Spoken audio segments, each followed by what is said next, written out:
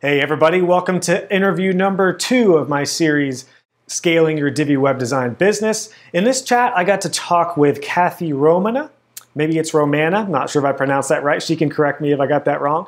But Kathy is the owner of Viva Design Studios in New Jersey, and she has done a really good job at creating a business to where she is freed up to do what she loves to do best. And as web designers, I know that's what we're all striving for. It's one of the main reasons we want to scale our business in the first place. So she talks about how she has managed a subcontract team that most of which are not local. So she's working remotely, and we talk in detail about the tools they use, how they manage their tasks, and how they meet their deadlines, and how she continues to grow her client-based business. So we had a great talk, and I learned a lot about the tools they use, and I think it's really going to help you out, particularly if you want to have a remote subcontracting team without full-time or part-time employees, but you still want to be able to scale. So enjoy this talk. I learned a lot from it. I can't wait to see how it helps you out.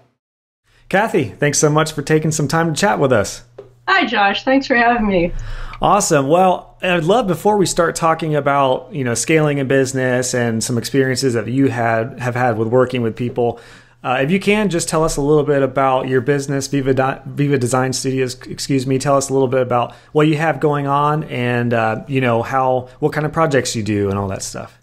Okay. I guess I'm your typical small web designer. For a while, I tried to expand beyond that, but I decided that my skills lie with web design. So I start out catering to the local small businesses, but before you know it, the whole internet finds out about you, and and then you're not so local anymore.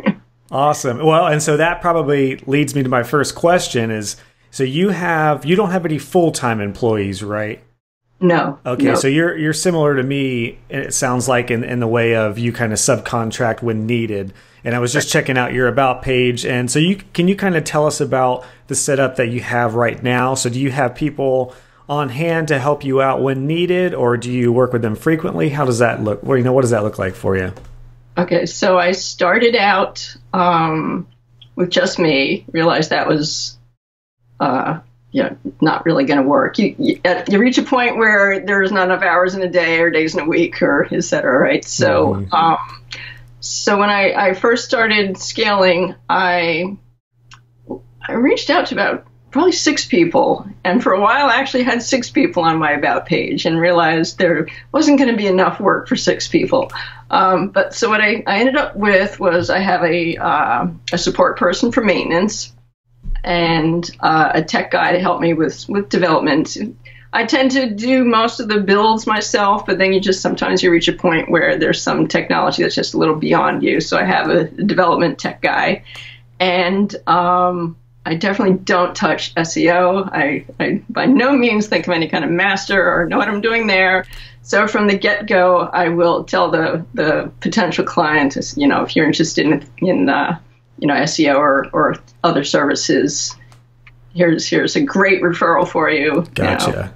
Yeah, and on your page, I liked how you had that reference to where, it sounds like you're pretty upfront with your clients in saying that, this is what you do, but, there's a lot of other valuable services that they could need too, and then you just hire, you have your recommended sources, which I think is a really good way to go about that, instead of just telling your client, well, good luck, I don't do that kind of service. Right. Yeah, because you don't want to leave them hanging, exactly. So I definitely have them vetted. I have great relationships with them.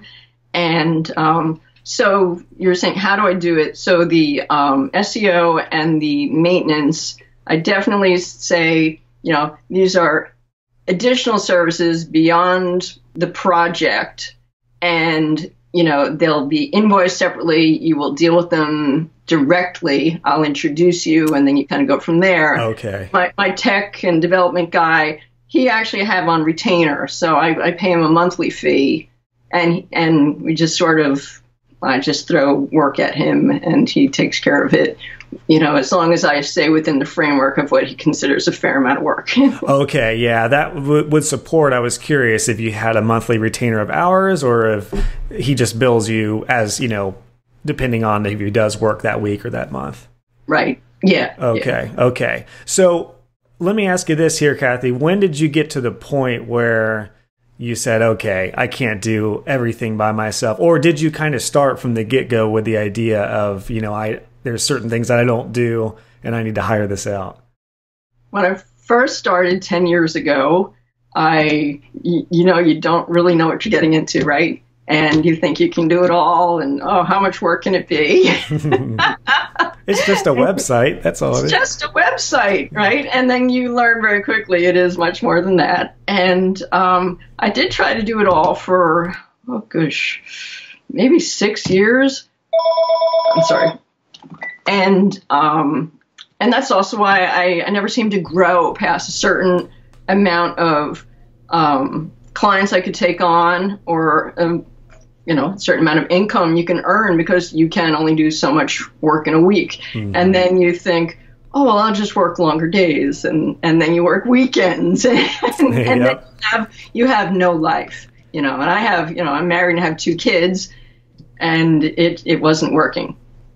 So yeah, you realize when you're working more than you're living, that's when it's time to scale, right? That's a good quote. I'll make sure I use that for sure. And that's very true to my heart, because that's where I am right now, to where, similar to you, I do subcontracting, but I don't have any full-time or part-time employees.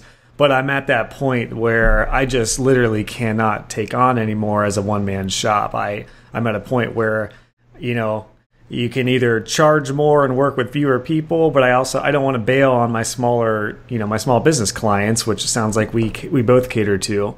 And yeah, it gets to that point where, we got to start delegating and get something off our plate to be able to do what we do best.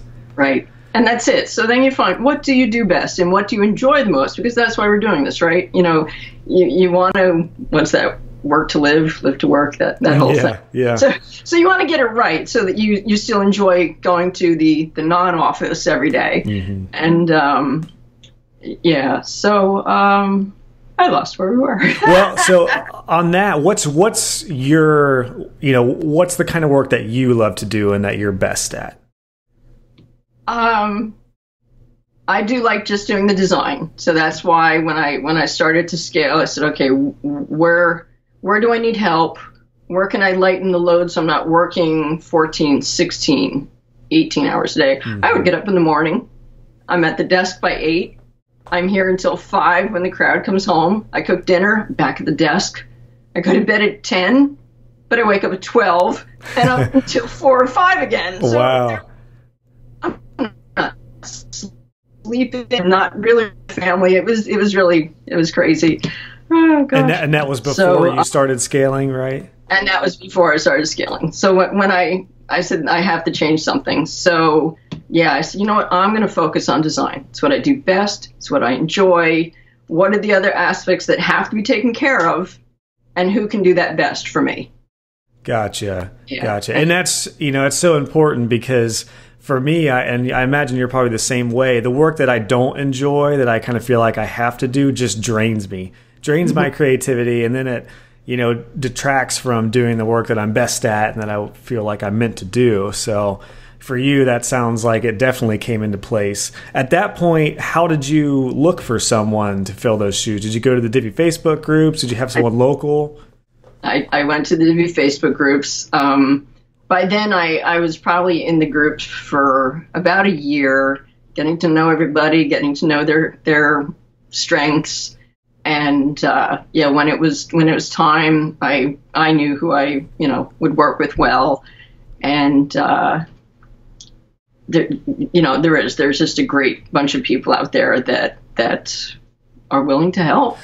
Awesome. Now, did you have, in that particular case, in a little more detail, was that somebody who you communicated with often, or that you commented with, or who helped you out? How? Because I think a lot of people probably have their eye on people who are very helpful and who are getting more well known in the community, but you don't really know somebody too well until, I'm sure, you work with them, one-on-one on something. Right. And I was fortunate. I live outside New York City. I'm in northern New Jersey, and there's actually a few people who, they're not right here in my town, but they're an hour, 2 hours away. So I don't know if I should be dropping names, but let's just say my tech guy is about 2 hours away. The SEO guy is just about 2 hours away. And we've met, so it's, it's not, they're not just, people I've seen on the screen. We've met, shook hands, work well together. So it's working well.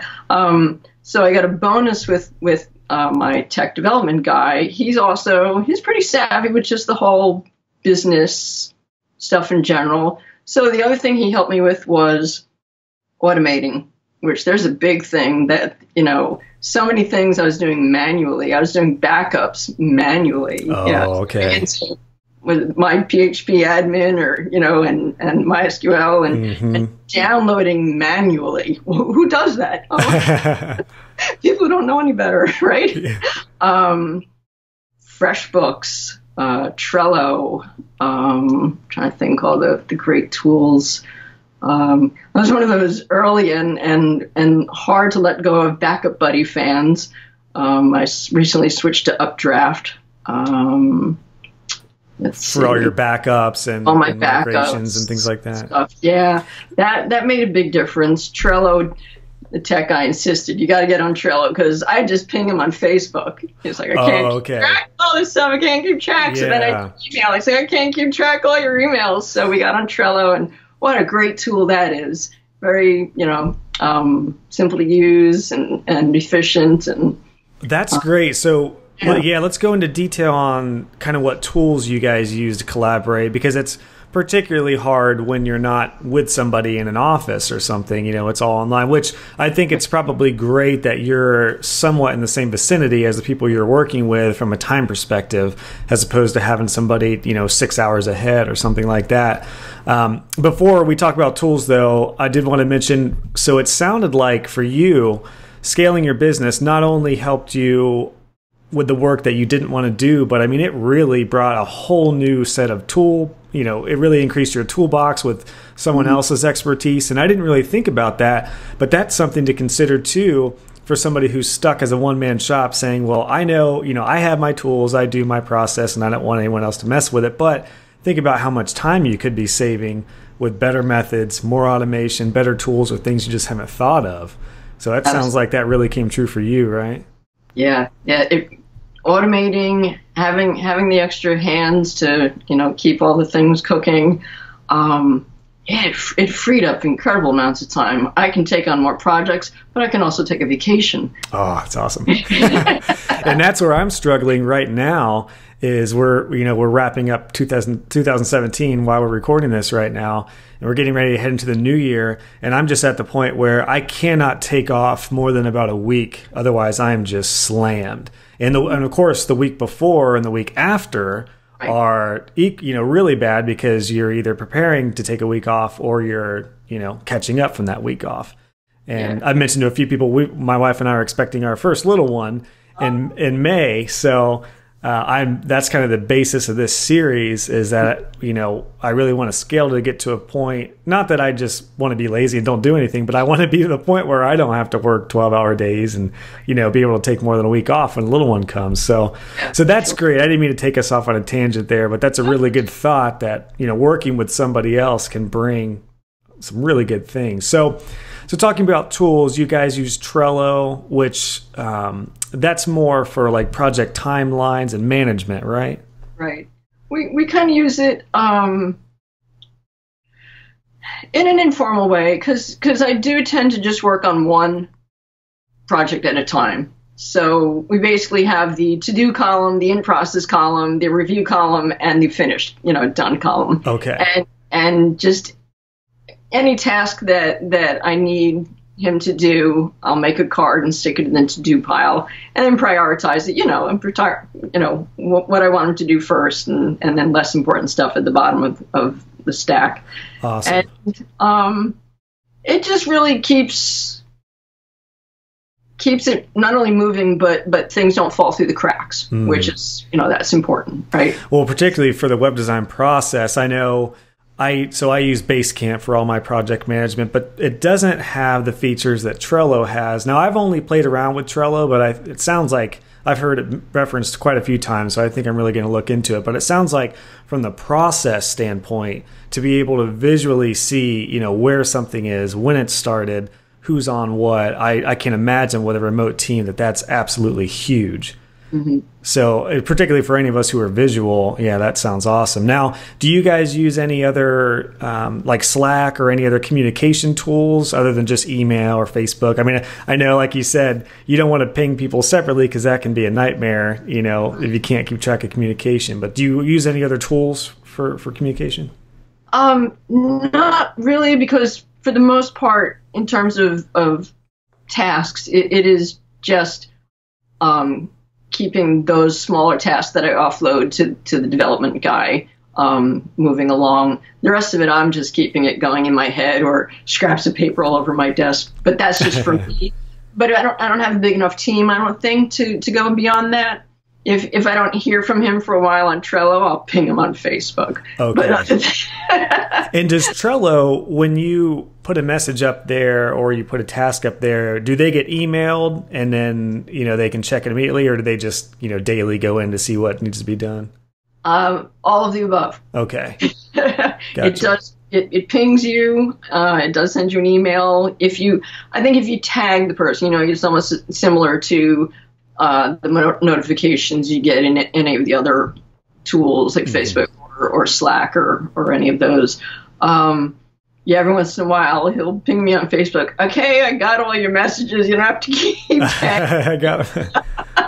Gotcha. So it's definitely working. And do you have does Trello have a calendar to where you say, we need this done by this Friday or something like that? And set due dates on it. Okay. Yeah, it's really great. You take a look at it. It is feature rich. Yeah, certainly will.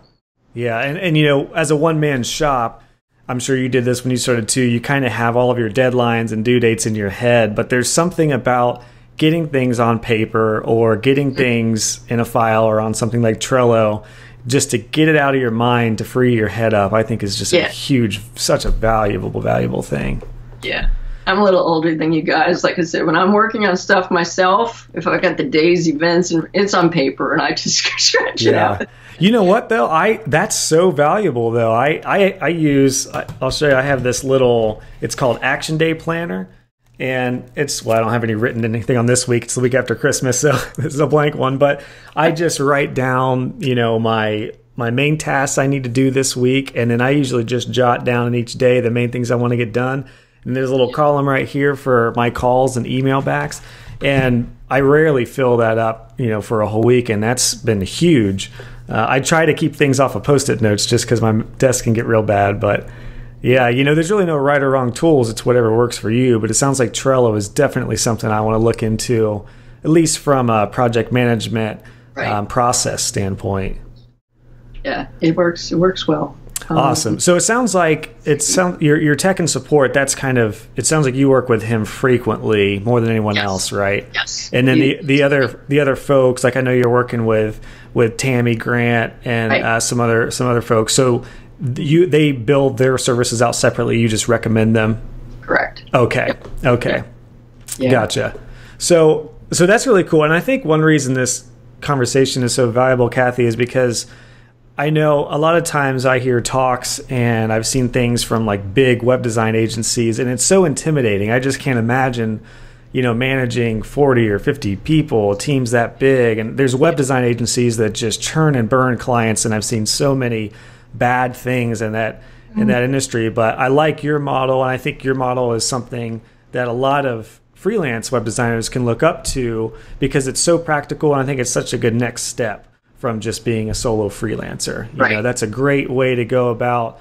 I think a lot of people think, well, I can't hire anybody. It's just me. I have to do everything myself. And I've had that mindset for years. Mm-hmm. But I'm realizing that either, you can do most things yourself, but just hire out what you're not good at. And who knows how valuable that'll be and how much time you'll save. And then if you don't do the service or you don't want to bill it out, just hire it out like you've done with SEO and maintenance and things like that. So that your model is a really inspiring next step for a lot of people, I think. So one of the questions I had, and I'm asking everybody this, is when you started to scale, Do you wait until you had money saved up for that? Or did you just go for it and hope that it would help, make some more money and give you more free time? So I might be in a different position than a lot of people. This isn't my family's primary income by any stretch, So anything that I earned, I pretty much kept it separate. And it's really just business money. So for 10 years, I've just kind of been amassing this little pool of money. Every once in a while, maybe I'll take a little draw, but most of the money is still intact, So I'm a big believer in not, going beyond your means. We tend to be pretty conservative in general, and even especially with the business. So it was definitely, what can I do with what I have? I don't want to take out a small business loan. I'm not applying for grants. I also don't need to grow too big. I just needed to grow bigger because I was spending a lot of time and not making very much money, Okay. So you find the balance, right? So I kind of worked with what I had. So I could invest in the software. I could afford to keep David on the retainer. But I also am kind of limited by that because, I still want to say, I don't want to spend it all in one place. So I'm not going to grow too big too fast or take on more than, and end up with debt rather than profit, right? Sure. Now, well, that kind of leads me to a question I had is, do you market right now that you have some people kind of in your corner, or are you just letting the referrals come your way? So oddly enough, no, not oddly, I shouldn't say. I have the Divi community and Divi to thank for much of my fame and glory, right? Here we are. So when I did start to get involved in the Facebook group, and Elegant Themes, started to notice us, I've managed to grow this public persona that just came out of nowhere. Wow. I was this nobody forever, and I don't really think I'm anybody, but people do recognize my name, for good or bad. I hope just good, through the community. So I really haven't advertised. I'm very fortunate that I built my website right because it ranks well. Mm-hmm. You can find me in Google. So the leads come in. I don't know where they come from, but I am eternally grateful. One thing you could probably do on that note is on my contact form, I just created a little field that says, how'd you hear about us? Or how'd you go to their site? And they can select a Google search. And then I ask them, what did they search for? Or Divi community. I don't know if you have something similar, but I'm trying to kind of track leads that come my way now as well. They pretty much all tell me when we talk, I found it in the Divi community. Awesome. So I know where everybody's coming from. Okay. Or on the Elegant Themes blog or somewhere. So that said, I don't advertise. David had me try out some Facebook ads over the summer that I didn't find it to be terribly fruitful. It's a good experiment, and now I kind of understand it at least better for my clients when they ask. At least I kind of know what they're asking for, what to expect, and sort of where to lead them. So it was a good experience learning-wise, not necessarily client driving, but sure, yeah, do it yourself and learn, and then you can tell your clients the pros and cons. That's my motto for sure. Right. Yeah, that's kind of what everything you do, this whole process, right? I made my first website to learn about it, and it kind of went from there, right? Yeah. So where you're at right now, Kathy, with the business, my next question would be, are you content with where it's at, or are you looking to scale even more? What's your, what do you think the next year or so will look like for Viva Design Studio? That's a good question, because a year ago, I had in mind exactly where this year went, and it went great. We definitely grew. We adjusted, because first, like I said, I contacted I had six people initially, and realized I don't need all those people because I still can't manage too much the way I'm doing it now. Like you said, this is kind of that first step, I think, from going from solo to something bigger. I'm still there and I'm comfortable here. So I'm not sure yet about next year, about growing bigger, because I've enjoyed this year. I've enjoyed the work so much more. I've enjoyed the clients. I've had the opportunity to say no more than I ever did before. Awesome. Which is nice. And yeah, like I said, to have the time off when you want it, not work the crazy hours. So I want to really enjoy this before I say, what more can I do? Gotcha. And that's totally fine. And I think that's what's so great about the freedom we have as web designers, or more particularly freelance web designers, is, not everyone has to start a web agency that grows to 100 people and is, trading stock and stuff like that. Like, if you want to have a small team, or you just want to be able to freelance or subcontract certain things, I think that's fine.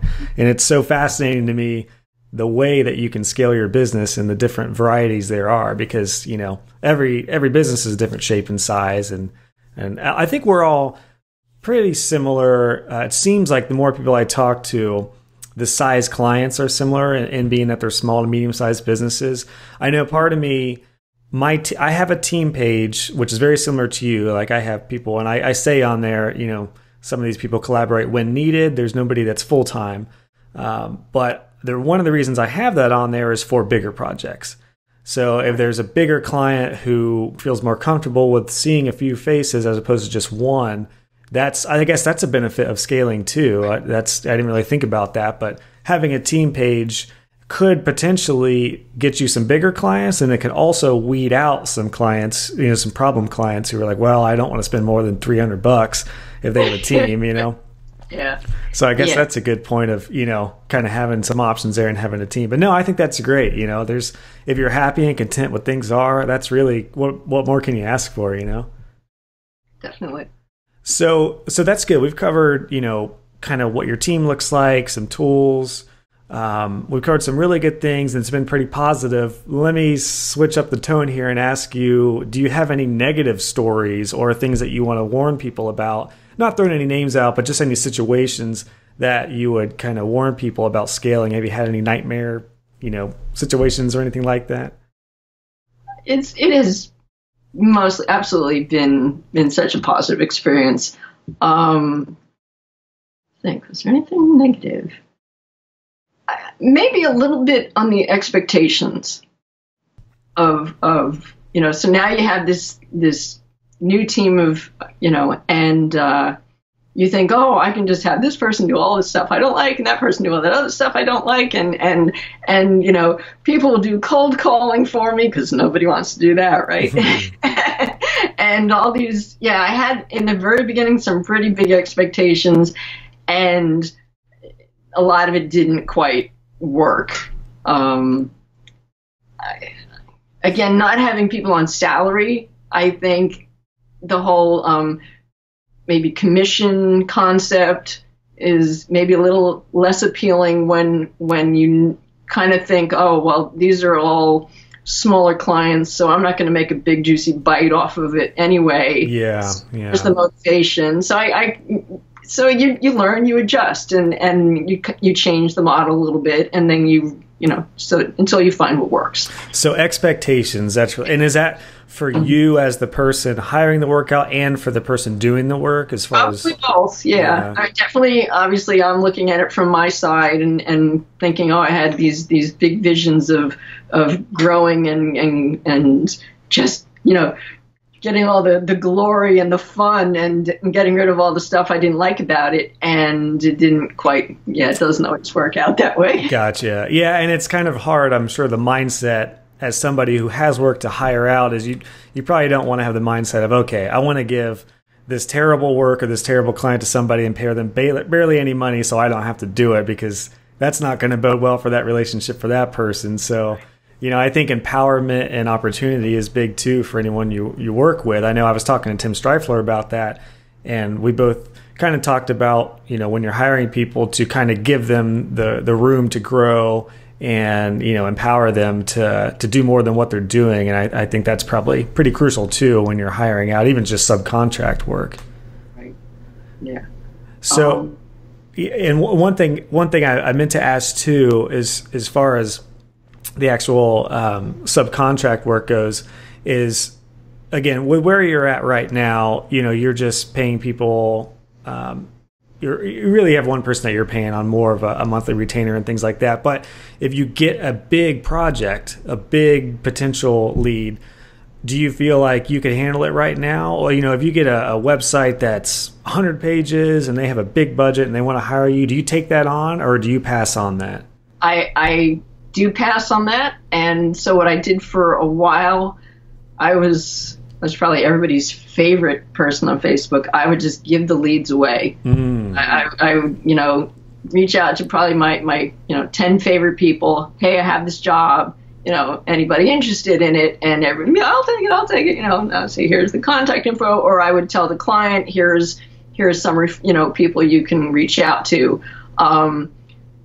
Eventually, some of them say, you got to take a cut. You have to get a commission. If I land this job, I'm going to give you, X percent. Like, oh, okay, thanks. Yeah, I've had that offered to me a couple times too, and I think that's so great. Like, I'm in a networking group here in Columbus, and we never, that's just not something we do, ask for commission rates on projects, because we love giving projects to each other and giving leads. But yeah, if it happens, that shows the character of a person for sure. If they get a big job and say, listen, we owe you this at least because it saved us a lot of money without having to go sell a website and meet the client and all that stuff. Yeah. Yeah. So especially I've been fortunate that I have not landed. I've received the leads for a couple of really nice sized jobs and knew they were beyond either my skill set or my time frame or whatever the case, and I knew I wouldn't be able to do it, or at least do the great job that I don't want to do it if I'm not going to do a great job. Yeah. So do you kind of have your ideal client, or you rough, maybe not in a certain industry, but the size of client, and that you're pretty comfortable with taking on and making sure every project goes well? Yeah, and then I also know. Then I know how much to charge as well, because that's also a big thing for a long time. You struggle with what is the right price, and then how do you not get screwed because you didn't charge enough? Yes, et cetera, et cetera. And of course, you reach a point where we're not doing small jobs anymore. I'm a supermodel. I don't get out of bed for less than X dollars a month kind of thing. Yeah. So yeah, there are the small ones, and you know what? Hey, there's plenty of people starting out in this business. There's always going to be somebody who start, and they're always going to want those smaller jobs to get their chops. Well, I was going to say, and that's actually when it comes to when you're getting that point where you want to get some help and you want to be able to hire somebody. That's probably a good thing to consider is when you propose the project, just give yourself a buffer, maybe add an extra 500 or 1,000. Or maybe less than that, depending on what kind of work you're hiring out. But that's probably a good idea, is instead of having money saved up, or instead of just crossing your fingers and hoping you don't lose any money by hiring somebody out, adding that buffer sounds like it would be a good strategy as well. I mean, did you kind of do that when you started adding people, or did you stick with your price range? I raised my prices just a little just bit. Enough to cover the retainer, and then if I found towards the end, like recently, towards the end of a big project I was working on, I'm not going to say huge, but big for me, we ran over, and it was actually because of the client. Oh, okay. He was slow at deliverables and whatnot. So we did run over into the next month, and I had already kind of planned that we were done. And so I did directly tell the client, you're going to have to pay the monthly fee for the developer for next month, because it wasn't in my budget. Oh, okay. And he had no problem with that, because he knew he ran over. So sometimes you wiggle it and you make it work.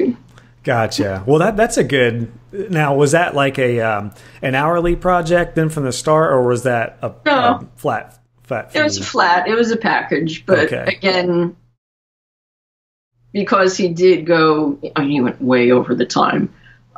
So at that point when I said, okay, the budget kind of ends here, and now you're busting out into a whole nother, month of, because I pay by the month, the development. Okay. So, okay. Yeah. So I said, we were supposed to launch. We missed the launch because of the client.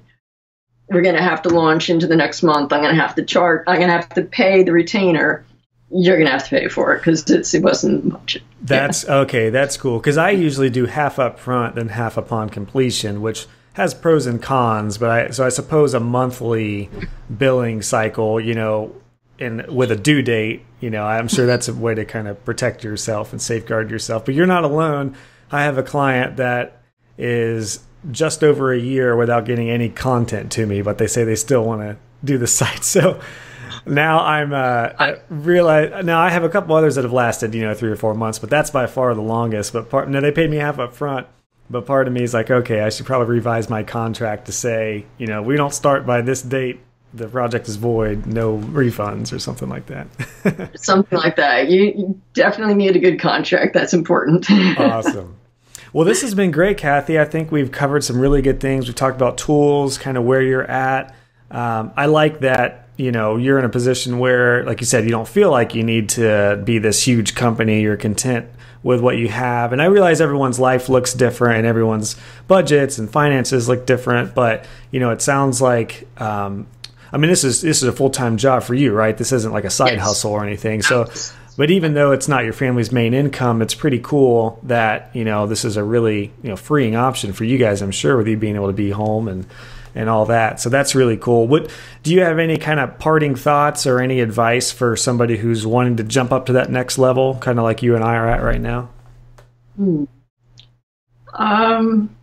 Stay within your means. It's a fickle business. You don't know when the next lead's coming.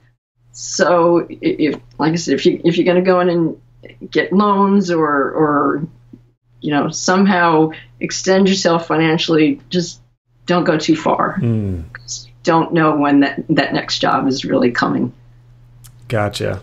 Awesome. Awesome, Kathy. Well, that's great. That's my conservative way of thinking. No, that's good though. That's good because I feel like, a lot of us are like, we'll just use a credit card. I'll pay it off. And then often doesn't go over well. So, right. Yeah. Awesome, Kathy. Well, thanks so much for taking time and talking with me today about this. I think the community is going to get a lot from this talk. And again, with us being in a similar situation, I think it's probably very appealing to people who are just a one-man shop who just want to take that next step and kind of free themselves. So thanks so much for your advice and expertise and talking with us. Thanks for having me, Josh. All right. Thanks, Kathy. See ya. Take care. Bye.